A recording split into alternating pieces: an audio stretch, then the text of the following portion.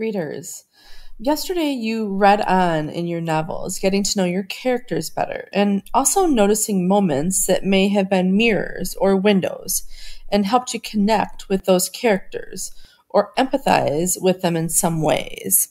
I want you to take a minute, pause the video, and look through your notes and think about the parts that you flagged or annotated. What was most interesting to you?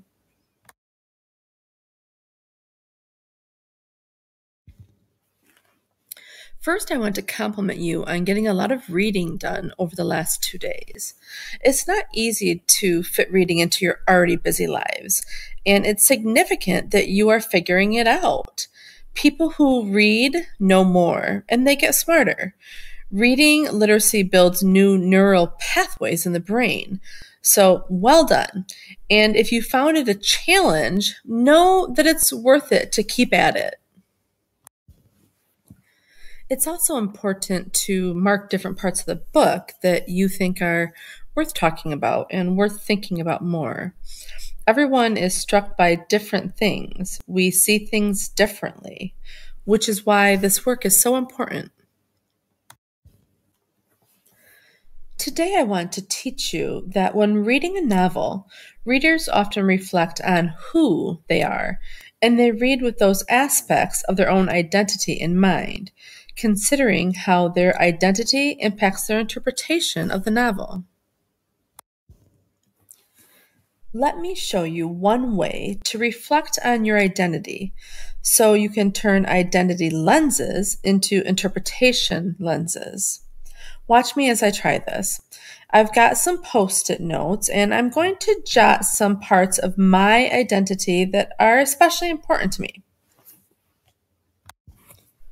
So for my identity lenses, I wrote down that I'm a wife, I'm a mother of 2 daughters, I'm a daughter myself, I'm a sister with one brother, my parents were working parents, I'm a Christian, I'm a reader, I'm a writer, I'm a teacher, and I'm very social. I like to go out with my friends and talk and do things and just be with other people. And then on this post-it down here, I wrote some things on the back of the post-it that are more personal that I might not want to share. So I kind of flipped it over and just wrote private on one side and again, just wrote some things that are more personal to me that I'm not ready to share. So you might want to think about that when you're doing the same work, that you have things that you'll share with others, but also things that are more private to you. Okay, readers, I showed you how I thought about parts of my identity. When you think about identity lenses as interpretation lenses, you realize that you may read and interpret parts of the story differently than other readers because of who you are. Let me show you what I mean. I was reading a scene in Pride.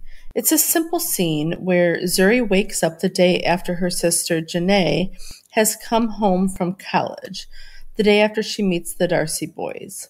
She's reading a book by an author who graduated from the historically black college she hopes to attend after high school. Here's how it goes. It's the first Saturday morning of summer vacation, and the apartment is a delicate bubble. Quiet, full, and round, with me and all 4 of my sisters squeezed into one room. We're all about the same size and height now, still sleeping in the beds we've had since we were little.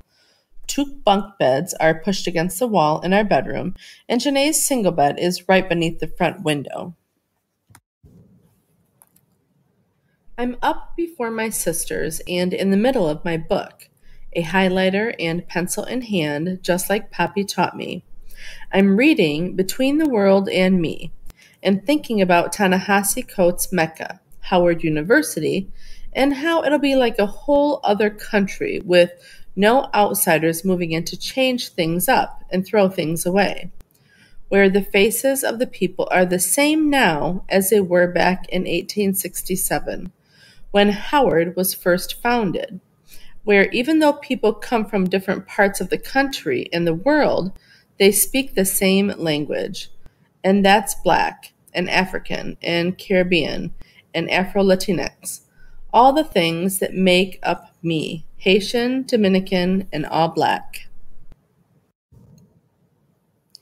You know, there is that last line that really strikes me. It's where even though people come from different parts of the country and the world, they speak the same language. And that's Black and African and Caribbean and Afro Latinx. All the things that make me up, Haitian, Dominican, and all Black.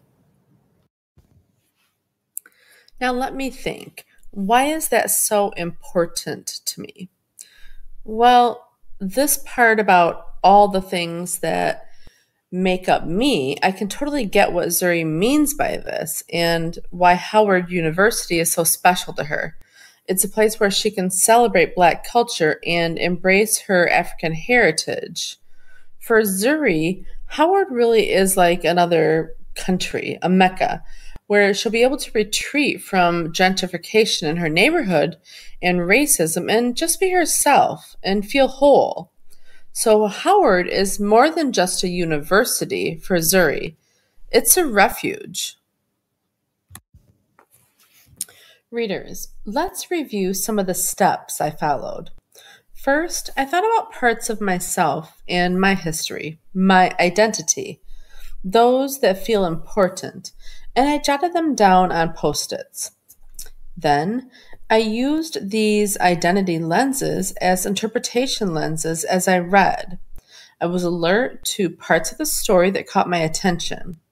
I paused to think about what resonated with me, and I went back in and thought more deeply about that part of the story. I assumed that parts that drew my attention must be significant. All right, readers, I want to give you a chance to try this. So you have your notebooks. I want you to do this work of jotting your identity on either post-its or write on a notebook page. Go ahead and pause the video and do the same work that I did earlier, but for your identity. And don't forget to think about things that are important to you. You might think about your family's culture or your hobbies. Maybe music is important to you. So think about your personal identity.